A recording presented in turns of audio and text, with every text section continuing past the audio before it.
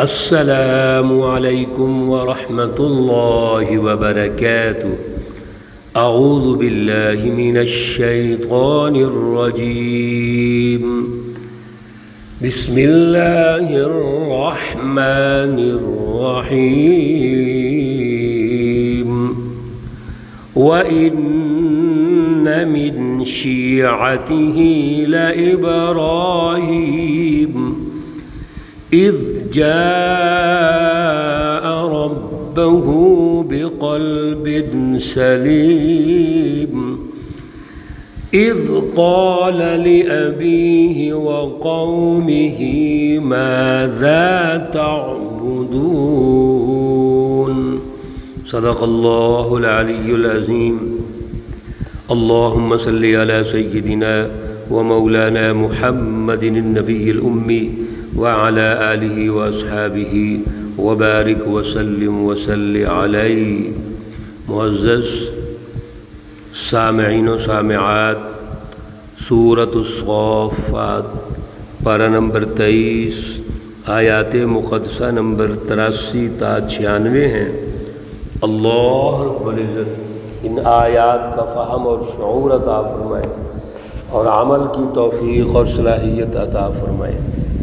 گزشتہ درس میں جب رکوع کا آغاز ہوا تھا تو اللہ رب العزت نے ہمیں رہنمائی ارشاد فرمائی کہ یہاں سے عباد اللہ المخلصین کا ذکر ہونے لگا ہے۔ وہ لوگ جو اللہ کے چنے ہوئے ہیں، برگزیدہ لوگ، ان کا ذکر ہو رہا ہے۔ میرے عزیزو، تو ہمیں تو اس پر غور کرنا چاہیے۔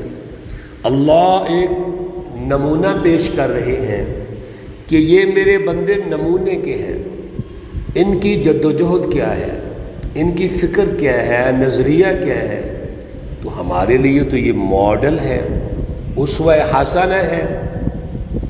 اس لیے ہر درس کو توجہ سے سنیے اور پھر تاریخی تسلسل کے ساتھ اس بات کو سمجھیے کہ اللہ رب العزت نے اپنے اولو العزم ان بندوں کو نوح علیہ السلام سے یہاں جو ہم بات سمجھ رہے ہیں ایک ترتیب کے ساتھ ذکر ارشاد فرمایا تاکہ ہم ان سب اللہ کے نبیوں کو، اللہ کے رسولوں کو ایک لڑی میں سمجھ لیں، ایک ترتیب کے ساتھ سمجھ لیں۔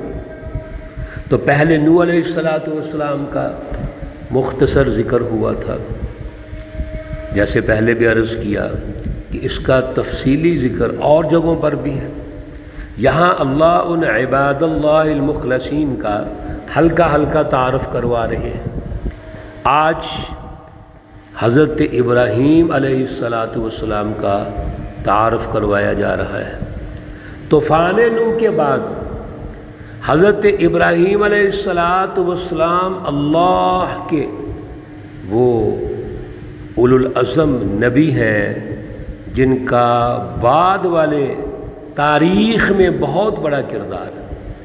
ابراہیم علیہ السلام اللہ کے نبی، آپ کے بیٹے اسحاق علیہ السلام اللہ کے نبی، آپ کے بیٹے ابراہیم علیہ السلام کے بیٹے حضرت اسماعیل علیہ السلام اللہ کے نبی ہیں۔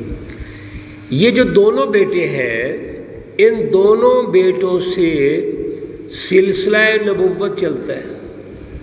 چنانچہ اسحاق علیہ السلام کے بیٹے حضرت یعقوب علیہ السلام، اور یعقوب علیہ السلام کا لقب تھا اسرائیل، اللہ کا بندہ، عبداللہ، اس کا معنی عبرانی زبان کا یہ لفظ ہے۔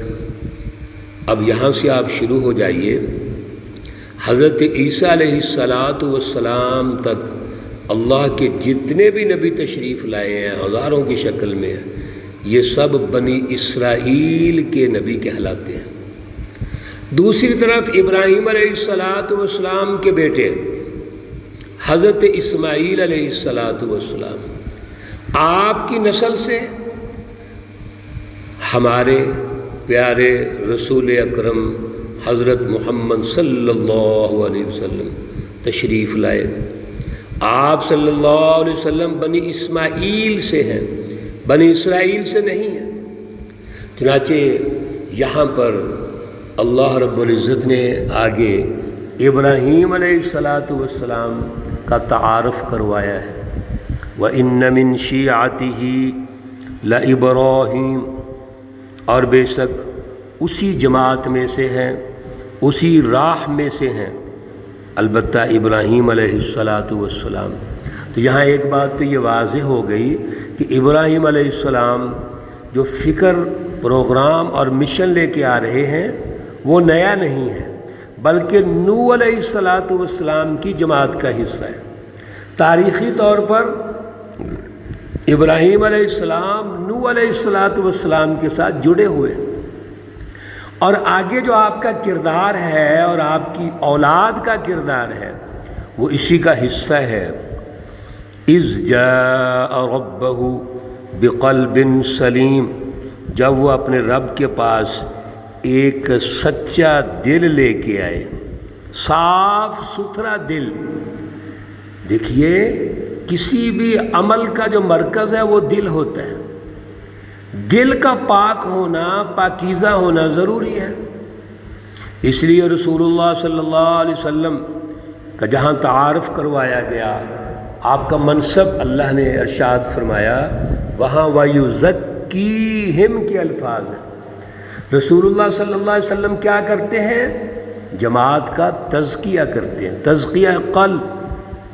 اور یہ جو اللہ کے ساتھ جڑے ہوئے لوگ ہوتے ہیں اور ان کا اللہ سے تعلق ہے، حضیرت القدس سے تعلق ہے، وہ پھر سچی جو جماعت تیار کرتے ہیں ان کے دلوں کو پاک صاف ستھرا کر دیتے ہیں۔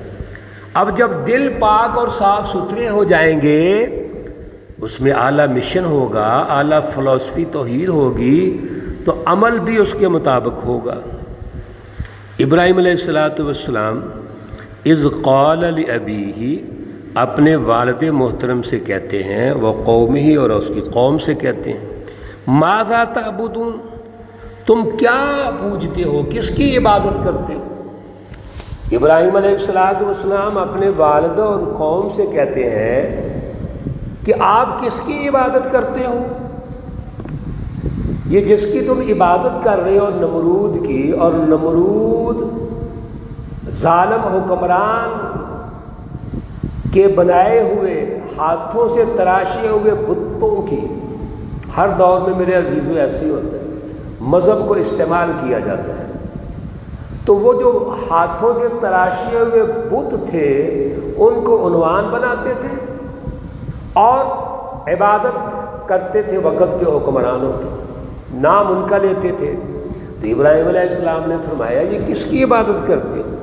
ائفکن آلیۃ دون اللہ، یہ جو جھوٹے خدا اللہ کے علاوہ تم نے بنائے ہوئے ہیں، حاکم حکمران بنائے ہوئے ہیں، یہ اللہ کے علاوہ تریدون، تم چاہتے ہو، ان کی عبادت کرنا چاہتے ہو۔ فما ظنکم برب العالمین، بڑا اہم یہ جملہ ہے، چھوٹی سی آیت کریمہ ہے، اور بڑے سوالیہ انداز میں ابراہیم علیہ السلام ان کو سمجھاتے ہیں کہ آپ کا رب العالمین کے بارے میں کیا گمان ہے، آپ رب العالمین کو کیا سمجھتے ہو، اس عظیم الشان ہستی کے بارے میں تمہاری کیا رائے ہے، کیا گمان ہے، کیا خیال ہے؟ یعنی وہ یہ سوال اٹھا کر ان کو بتانا چاہتے ہیں کہ خوف خدا کرو، غور و فکر کرو، اللہ کون ہے، رب العالمین کی ہستی کون ہے، اس پہ توجہ دو۔ فَنَظَرَ نَظْرَةً فِي النُّجُومِ، آپ نے باہر نکل کے تاروں کی طرف دیکھا، وہ نجوم پر بڑی ان کی مہارتیں تھیں، بڑی گرفت تھی۔ سورۃ الانعام میں اللہ رب العزت نے اس کا تفصیلاً تعارف بھی کروایا ہے کہ ابراہیم علیہ السلام نے ان کو سمجھانے کے لیے چاند کو رب کہا، سورج کو رب کہا، تاروں کو رب کہا، اور پھر فرمایا انی وجہت وجہی للذی فطر السماوات والارض حنیفا وما انا من المشرکین۔ او بے وقوفو، اس عظیم الشان ہستی کی طرف توجہ کرو جو آسمانوں اور زمینوں کو پیدا کرنے والا ہے، لہذا شرک حرام ہے، شرک گناہ کبیرہ ہے، اور شرک فلسفی تو معاشروں کو تباہ کر دیتی ہے۔ تو چاند ستاروں کی طرف دیکھا آپ نے اور فرمایا فقال انی سقیم، میں تو بیمار ہونے والا ہوں۔ فتولوا عنہ مدبرین، ایک ان کا بڑا پروگرام تھا، کوئی اکٹھ تھا، اجتماع تھا، میلہ تھا، وہاں اکٹھے ہو رہے تھے، ابراہیم علیہ السلام کو ساتھ لے جانا چاہتے ہیں، ابراہیم علیہ السلام ان کے اس میلے سے بچنا چاہتے ہیں، اور ذہنی طور پر یہ پروگرام بنا رہے ہیں کہ جب یہ باہر جائیں گے تو میں ان کے بتوں کا کلا کما کر دوں گا۔ یہ اس تناظر میں اللہ گفتگو ارشاد فرما رہے ہیں، فتولوا عنہ مدبرین، پھر گئے وہ اس سے پیٹھ دے کر، یعنی اعراض کر کے چلے گئے۔ فراغ الی آلہتہم، جب وہ چلے گئے تو ابراہیم علیہ السلام ان بتوں کے بت خانے میں چلے گئے، گھس گئے۔ فقال، بس آپ نے فرمایا الا تاکلون، تم کھاتے کیوں نہیں ہو؟ بڑا کوئی تہوار تھا ان کا، اور بتوں پر چڑھاوے چڑھائے ہوئے تھے، بتوں کے سامنے کھانے رکھے ہوئے ہیں، چڑھاوے چڑھائے ہوئے ہیں، اور اس وقت کے مذہبی طبقے نے ان بتوں کو عنوان بنا کر اپنے پیٹ پوجا کا بندوبست کیا ہوا ہے۔ جیسے آج بھی کچھ رسومات، روایات، رسم و روایت ہم نے ایسے بنائی ہوئی ہیں کہ مذہب کے عنوان سے پیسے اکٹھے کریں گے، مختلف قسم کے موقعوں پر، غمی کے بالخصوص اور خوشی کے موقعوں پر بھی عوام کی جیبوں سے پیسے نکالنے کے ہم نے بڑے ڈھنگ بنائے ہوئے ہیں۔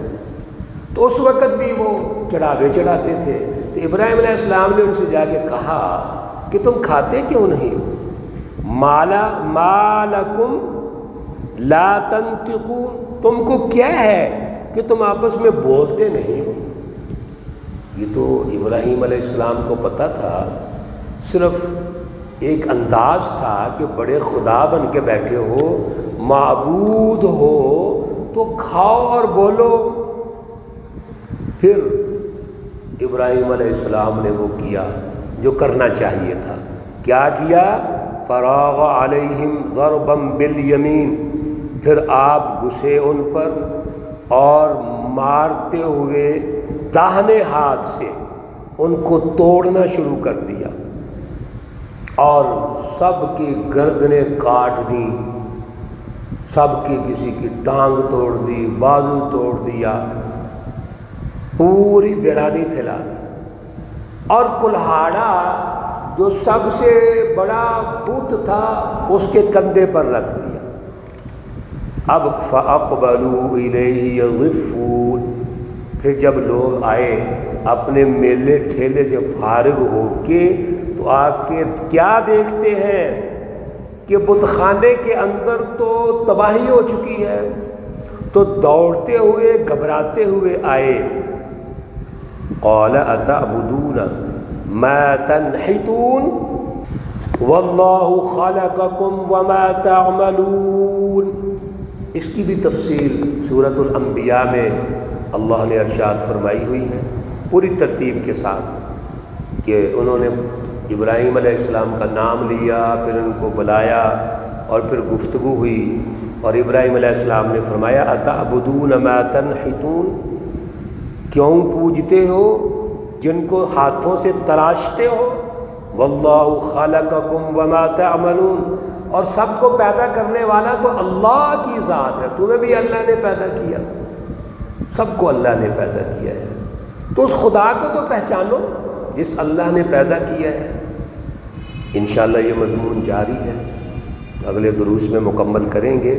اللہ ہمیں شعور عطا فرمائے، اعلیٰ نظریہ اور اعلیٰ سوچ عطا فرمائے۔ اللہ رب العزت تمام بیماروں کو شفائے کاملہ عاجلہ مستمرہ عطا فرمائے۔